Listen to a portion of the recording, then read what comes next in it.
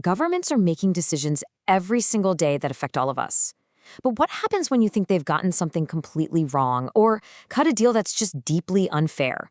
Well, it turns out that simply being outraged isn't enough to get you your day in court. There's this hidden barrier, a kind of legal gatekeeper, that decides who gets a voice and who gets told to sit down. So let's make this real.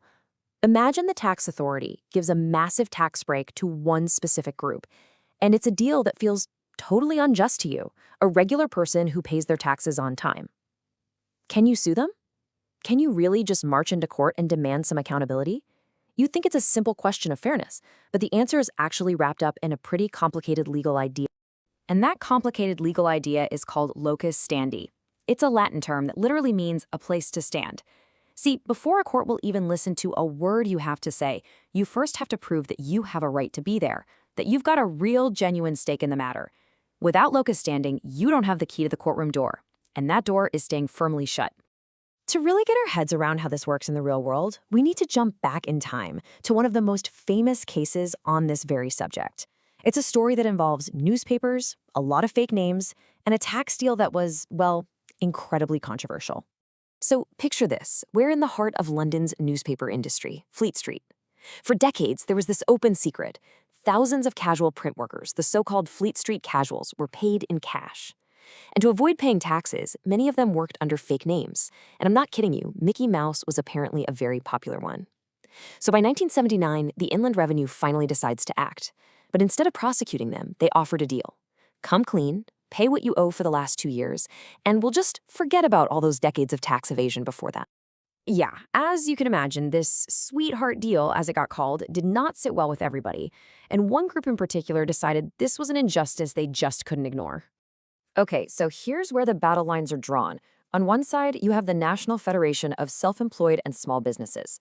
These are people who followed all the rules, paid their taxes on time, in full. On the other side, the Fleet Street casuals, who had been systematically breaking the law for years. To the Federation, this amnesty wasn't just unfair, they believed it was an unlawful failure by the tax authority to do its job, so they decided to take the government to court. But here's the kicker.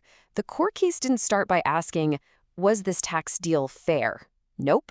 The very first question on the table was, does this Federation of Small Business Owners even have the right to be in here asking? They had to pass the Gatekeeper's test first. This quote from a really senior judge at the time, Lord Denning, cuts right to the heart of the court's concern. The legal system is terrified of opening the floodgates to what it calls busybodies, people or groups with a general grievance but no direct personal stake. The worry is that the government would be completely paralyzed, unable to function, if just any citizen could challenge any decision at any time.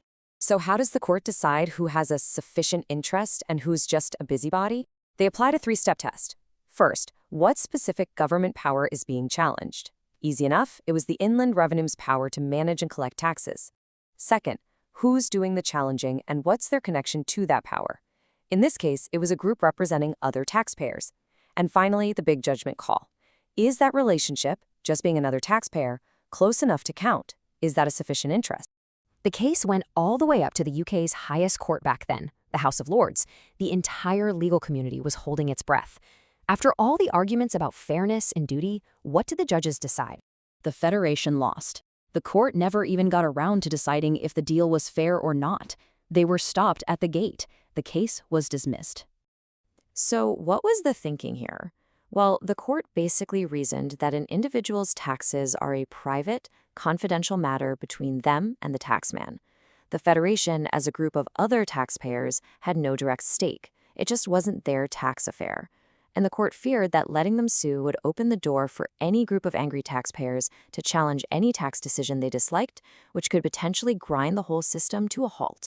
So a group of tax evaders gets a special deal, and a group of honest taxpayers are told they have no right to complain about it in court. This might sound like a strange old story from the history books, but believe me, its impact is still felt in a big way today. This decision became a cornerstone of UK public law. It drew a very clear and very high line in the sand. It established that simply being a taxpayer and having a general grievance about how tax money is or isn't collected, that's not enough to give you that place to stand in court. It reinforced the power of that legal gatekeeper. And that leaves us with this fundamental question, doesn't it? The court's decision was based on a practical need to stop the legal system from getting totally overwhelmed. But it raises a much deeper issue about accountability. If the very people who fund the government through their taxes are considered busybodies with no sufficient interest, then who is left to hold the powerful to account when they make deals that just seem to defy fairness? It's a question that strikes at the very heart of the balance between an efficient government and an accountable one.